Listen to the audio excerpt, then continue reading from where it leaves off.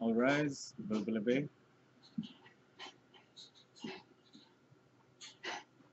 The International Criminal Court is now in session. L'audience de la Cour pénale internationale est ouverte.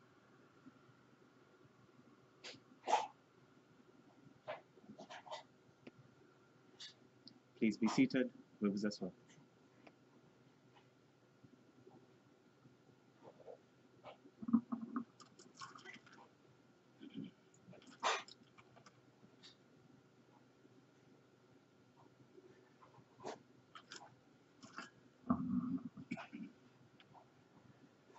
Good morning. Le juge président, bonjour à toutes les personnes présentes.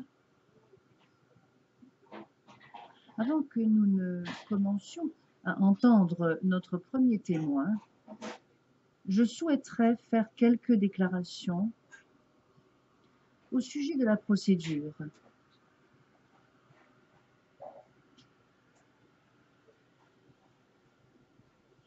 Donc, il s'agit de la procédure relative aux questions qui vont être posées aux témoins. Il s'agit d'observation générale, parce que comme je l'ai dit au début du procès, cette chambre veut absolument faire en sorte que soit respecté le principe de la célérité de la procédure. Et cela a un impact direct sur la façon dont nous souhaitons que les parties posent des questions aux témoins, et cela donc exige que soient amendées certaines des consignes données par la Chambre précédemment qui font l'objet du dépôt d'écriture numéro 105 ou 205. Aucune partie ne sera autorisée à avoir des interrogatoires ou contre-interrogatoires inefficaces pour les témoins. Il n'y aura pas de questions répétitives, pas de questions vagues qui seront autorisées. Comme je vous l'ai déjà dit, lorsqu'il y a, et puisqu'il y a deux équipes de la défense, nous n'autoriserons pas que les équipes de la défense posent les mêmes questions. Lorsque des objections seront soulevées, il faudra que ces objections soient soulevées rapidement, clairement, de façon concise, et ne devront pas être soulevées comme s'il s'agissait d'un réflexe automatique, comme l'a dit la Chambre de première instance 7. Et elles feront l'objet de décisions orales. Alors, j'aimerais également vous parler d'autres consignes au sujet de ces questions. Lorsqu'il s'agit du mode des questions et de la portée des questions, premièrement, je souhaiterais vous dire que la partie qui convoque le témoin ou l'autre partie, la partie adverse, aucune des parties, en d'autres termes, n'auront le droit de poser des questions directrices. Deuxièmement, des questions supplémentaires qui pourront être posées par la partie qui a convoqué le témoin seront autorisées seulement dans la mesure où elles portent sur des questions qui auront été soulevées pour la première fois par la partie qui n'a pas convoqué le témoin.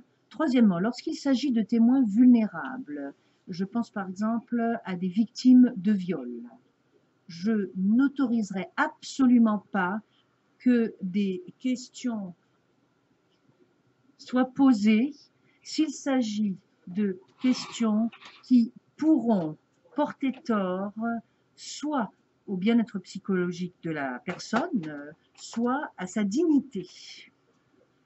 Dans la mesure du possible, je demanderai que ce type de questions puisse être reformulé de la façon appropriée. Sinon, je ne vous autoriserai tout simplement pas à poser ce type de questions et je vous demanderai de poser des questions sur un autre thème.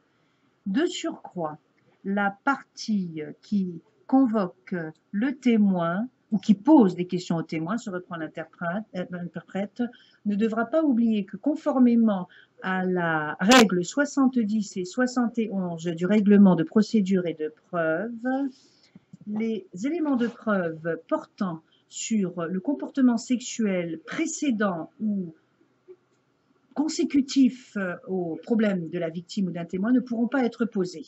Quatrièmement, une demande de la part de la représentante légale des victimes pour poser des questions à un témoin en application de la règle 91.3a du règlement de procédure et de preuve devra être demandée oralement avant que le témoin ne se présente dans le prétoire. La Chambre demandera alors aux parties si elles ont des objections à soulever avant de rendre une décision relativement à la demande présentée par la représentante légale des victimes. Et la Chambre rendra une décision au sujet de cette requête présentée oralement en application de la règle 91.3b du règlement de procédure et de preuve. Qui plus est, les principes généraux que je viens de mentionner pour ce qui est de ne pas poser des questions vagues, répétitives, ainsi que les règles générales en matière d'objection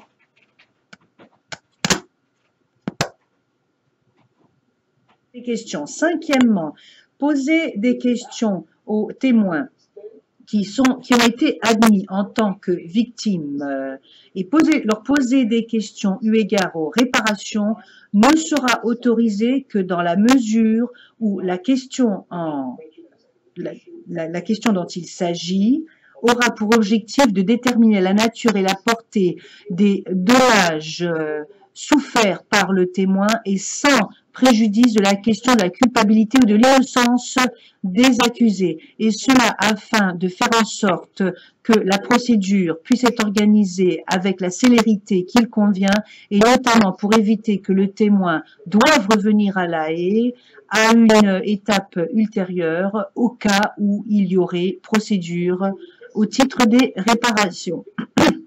Il ne faut pas oublier que le but étant également de ne pas gréver de façon inutile le budget. Pour ce qui est des requêtes présentées par la représentante légale des victimes et au sujet des questions qui pourraient être posées au T1 P457 et P536 respectivement en date du 21 et 29 janvier 2016, la Chambre fait droit à cette demande et rejette les objections soulevées par la défense. Finalement, en application de l'admission et de la présentation des éléments de preuve en date du 29 janvier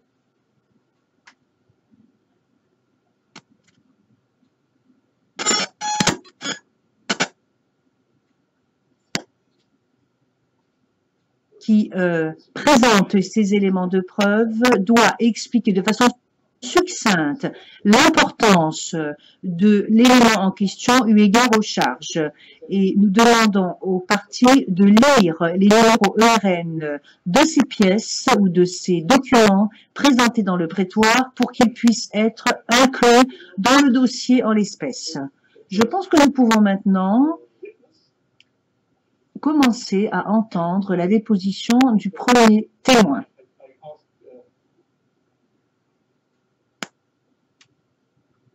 Le témoin puisse être accompagné dans le prétoire.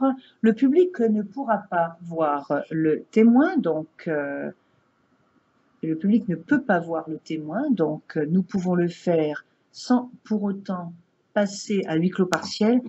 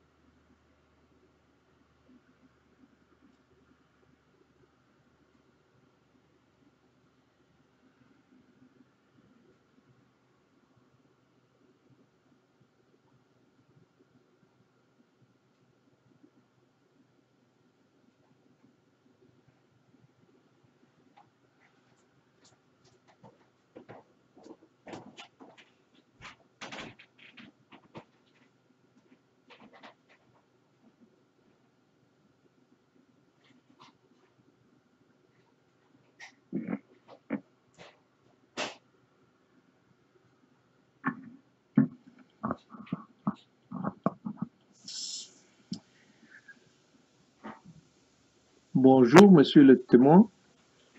Good morning, Mr. Witness. Bonjour, monsieur le témoin. Nous allons maintenant passer à huis clos partiel. Je disais donc que nous allons maintenant passer à huis clos partiel pour que vous puissiez vous présenter.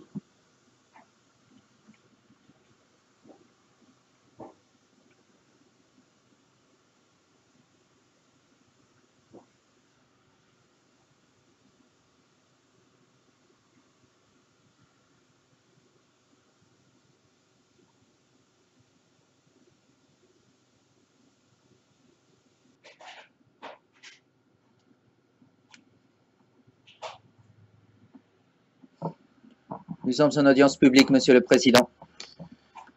Merci beaucoup.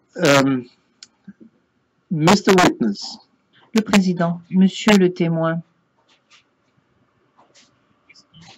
Avant que nous ne commencions à vous poser des questions, je souhaiterais vous donner quelques informations préliminaires. La Chambre, ou les juges de la Chambre, vous ont accordé des mesures de protection.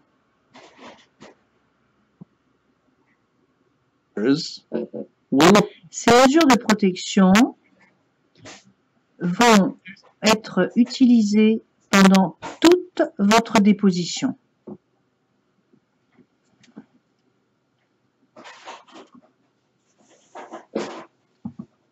and they consist Et ces mesures de protection sont comme suit.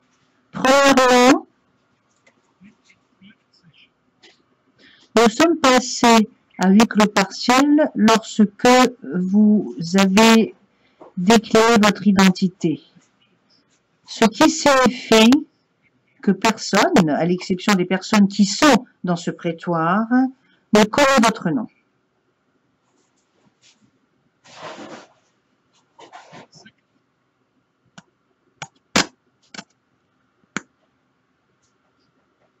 Nous vous avons donné un pseudonyme.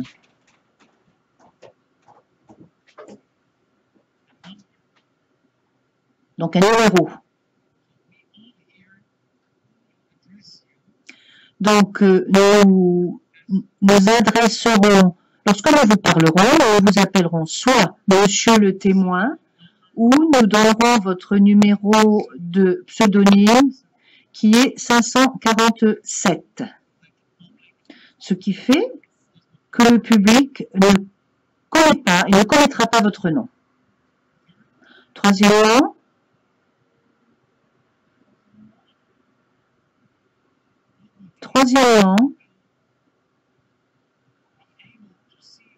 personne ne sera en mesure de voir votre visage et personne ne sera en mesure d'entendre votre véritable voix ou votre voix, parce que les images de votre visage seront déformées et votre voix sera altérée. Peut-être que vous pouvez le voir sur votre écran d'ailleurs maintenant. D'accord ?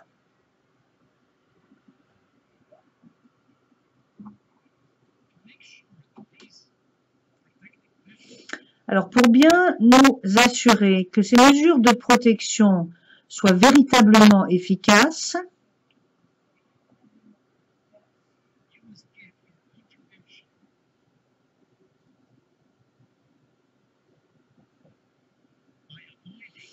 vous devez apporter votre contribution à cela.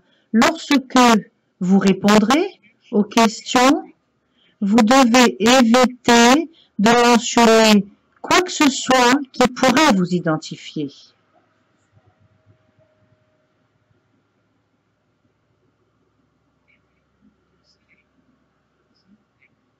Si vous souhaitez dire quelque chose qui pourrait vous identifier,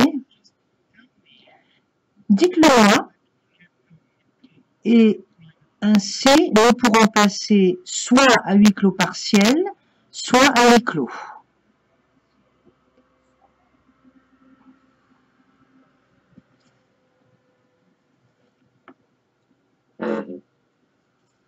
I have been informed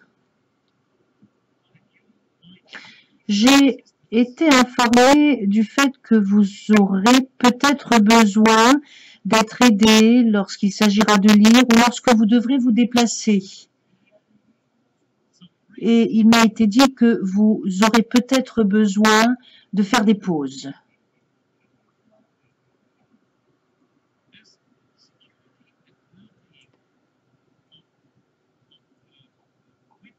La sécurité et le bien-être des témoins sont extrêmement importantes pour la Chambre.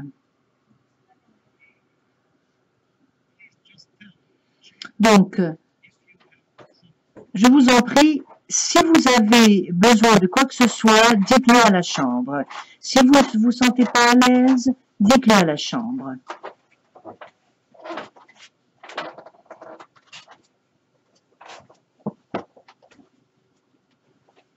finally, I know that you will speak in En dernier lieu, je sais que vous allez parler en dioula.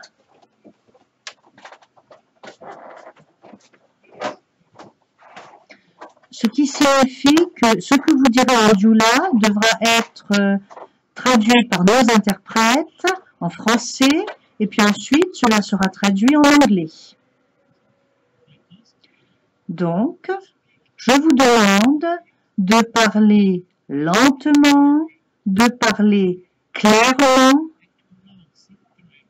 et de ménager des pauses ou des temps d'arrêt pour que les interprètes puissent faire leur travail.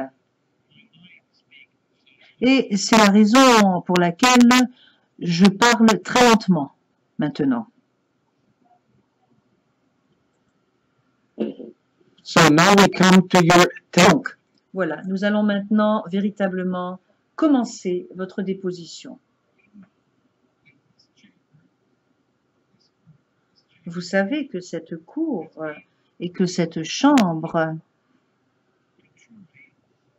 sont ici pour entendre l'affaire le procureur contre M. Gbagbo et M. Blegoudé.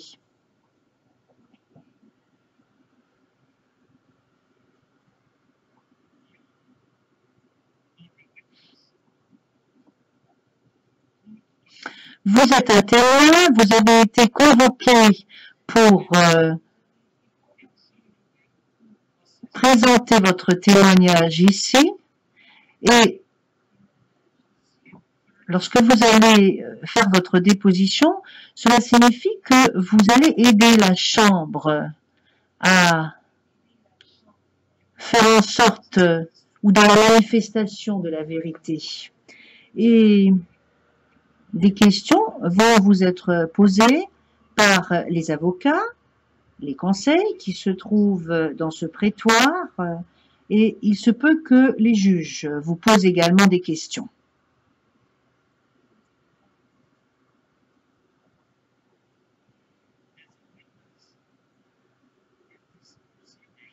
En tant que témoin dans ce procès,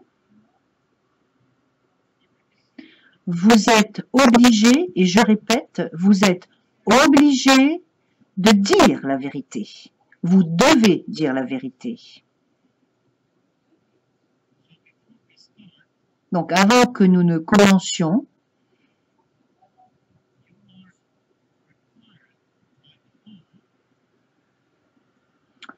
je souhaiterais vous dire que vous devez prononcer une déclaration solennelle et vous êtes obligé de le faire.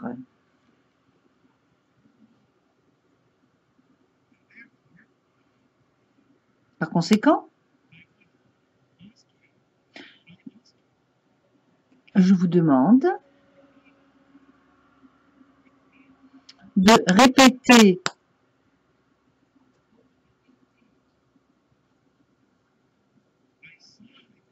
je déclare solennellement que je dirai la vérité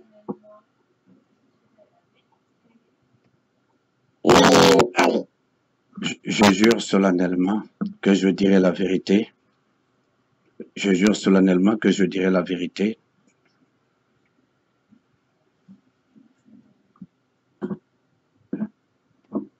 Le juge président. Toute la vérité, rien que la vérité.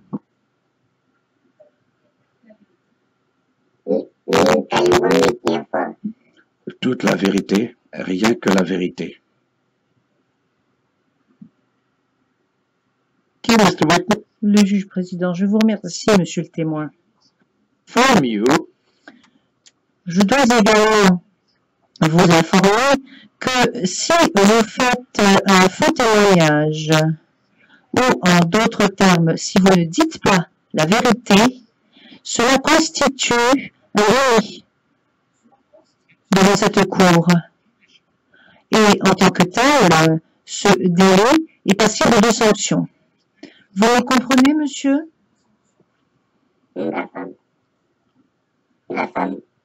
J'ai compris. now I think we are Le juge président, je pense que maintenant, nous sommes prêts à commencer les questions et c'est la raison pour laquelle je donne la parole au bureau du procureur. C'est le bureau du procureur qui vous a convoqué en tant que témoin. Monsieur le procureur, je vous en prie, vous avez la parole. I'm very sorry, but Monsieur McDonald, excusez-moi vraiment, mais c'est une petite question d'intendance. Je vais parler à la chambre en anglais, mais je poserai des questions aux témoins en français. Alors, c'est ce que je souhaite dire aux interprètes. Donc, lorsque je parlerai à la chambre ou à mes confrères et consoeurs, je parlerai en anglais. Et puis, autre question d'intendance, je n'ai pas entendu en anglais les réponses du témoin. Donc, je m'interroge, sur quel canal devons-nous nous mettre pour entendre les questions du témoin? Parce que je suis sur le canal anglais, je n'ai pas entendu, ou sur le canal d'origine, je ne sais pas, est-ce que je dois être sur le canal...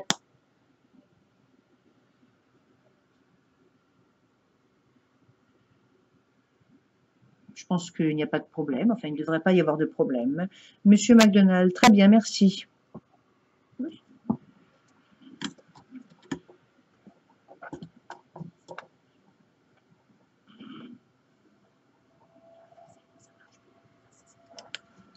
I was on channel 0.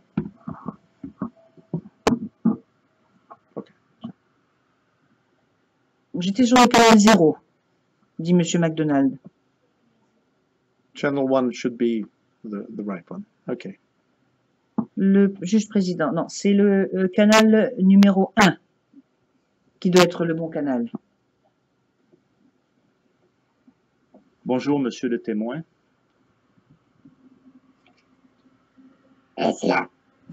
Bonjour. Confidentiel qui vous donne la signification de l'acronyme, le Rassemblement des Républicains. Le Rassemblement des Républicains.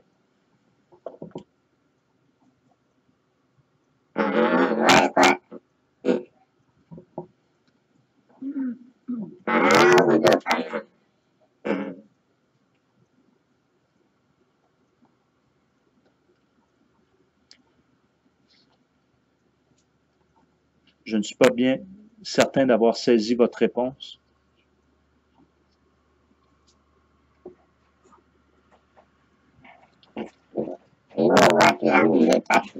Je dis que j'étais dans un parti politique, c'était le Rassemblement des Républicains, le RDR.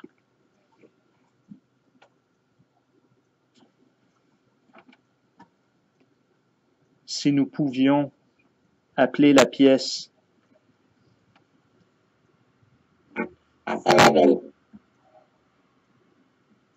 en huis clos partiel, c'est-à-dire que le public ne puisse voir la pièce uniquement, mais les gens dans la salle d'audience peuvent la voir.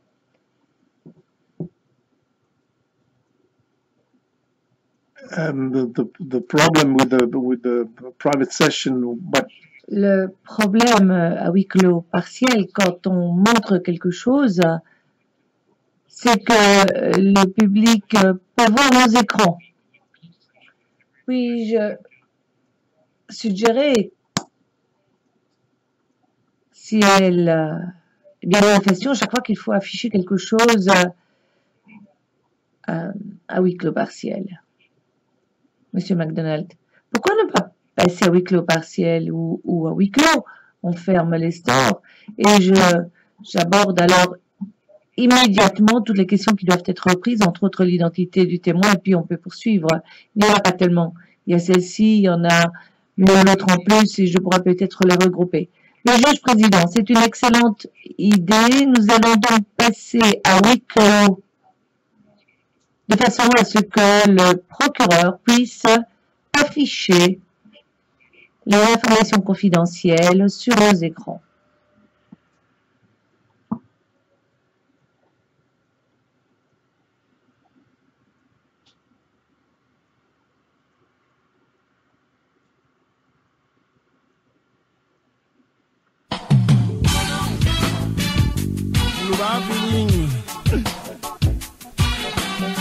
Oh, toi là, tu me blanc là, qu'est-ce que c'est? T'es là, là, passons.